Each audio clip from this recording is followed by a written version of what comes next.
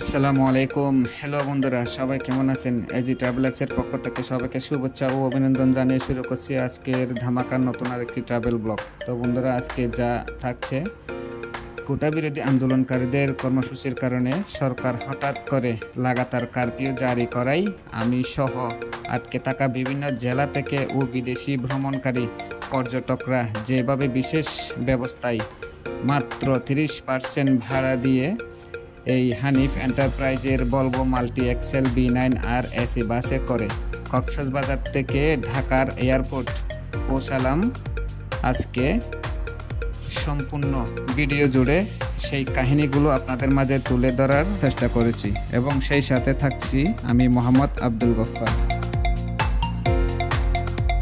তো বন্ধুরা, প্রথমে যে কথাটি না বললেই মনকে মানাতে পারছি না, সেটি হচ্ছে কোটা সংস্কার আন্দোলনের মধ্যে যত ভাই বোন শহীদ হয়েছেন তাদের পরিবারের প্রতি সমবেদনা জ্ঞাপন করছি এবং অনতিবিলম্বে আমাদের ভাই বোনদের বুকে যারা গুলি চালিয়েছে, দলীয় যত সন্ত্রাসী দ্বারা ছাত্রছাত্রী ও জনসাধারণগণ শহীদ হয়েছেন, ওইসব খুনিদের খুঁজে বের করে আইনের আওতায় এনে সর্বোচ্চ শাস্তি প্রদানের জোর দাবি জানাচ্ছি এই দেশের সরকার এবং জনগণের আস্থায়, যাদের প্রথম স্থান আমাদের সেনাবাহিনী প্রশাসনের নিকট।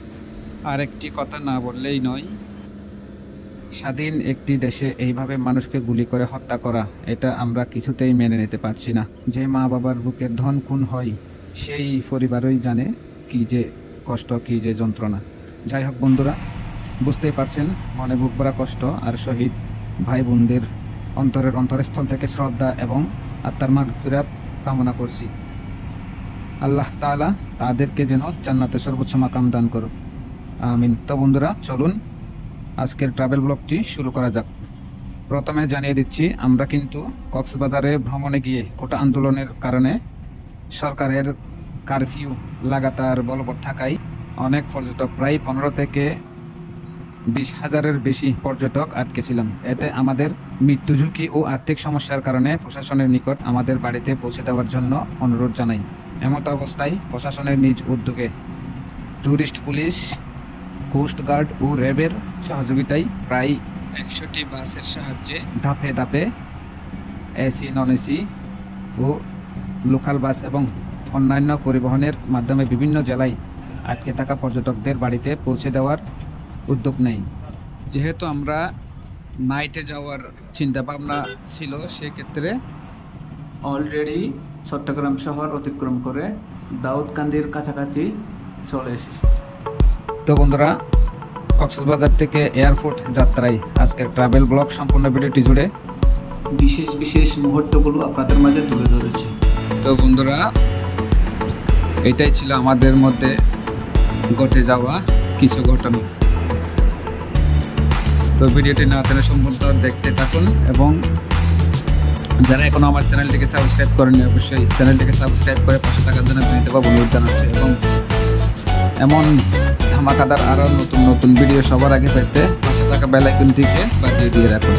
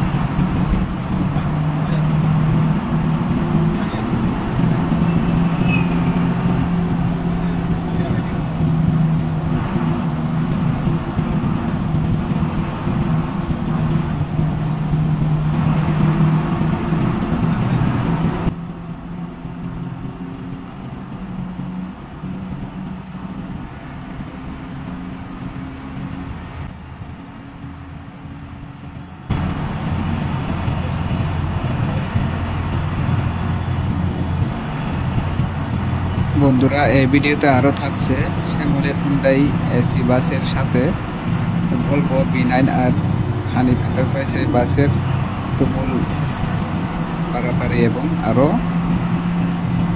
বিভিন্ন বাসের সাথে রেস। তো বন্ধুরা, ভিডিওটি না টেনে সম্পূর্ণ ভিডিওটি উপভোগ করুন।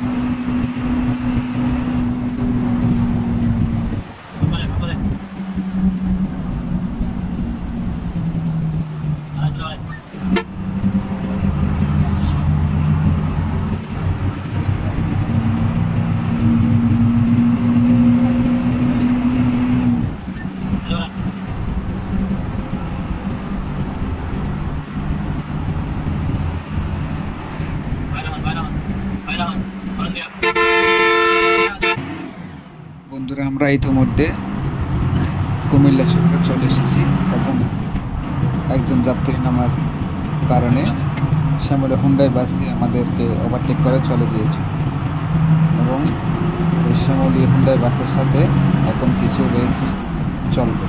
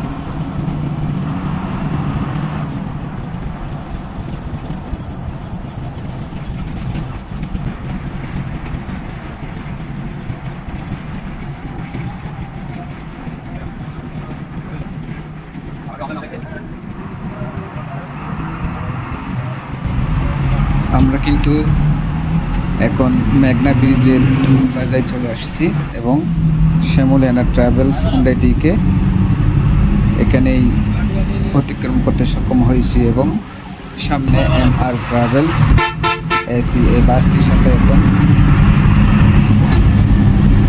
বাম্পার ধরে টানতে থাকবো। দেখা যাক তারপর কি হয়।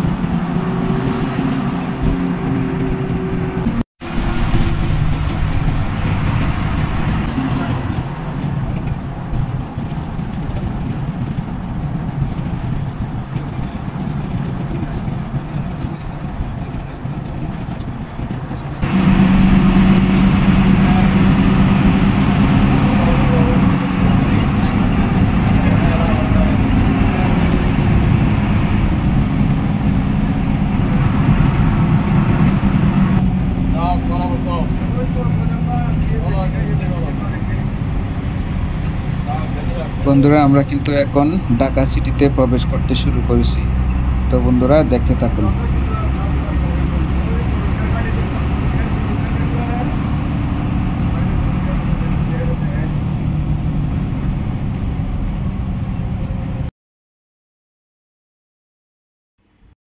দুইজন ট্রাফিক পুলিশ ভাইদেরকে এক জায়গা থেকে আরেক স্টেশনে লিফট দিয়ে আসছিল।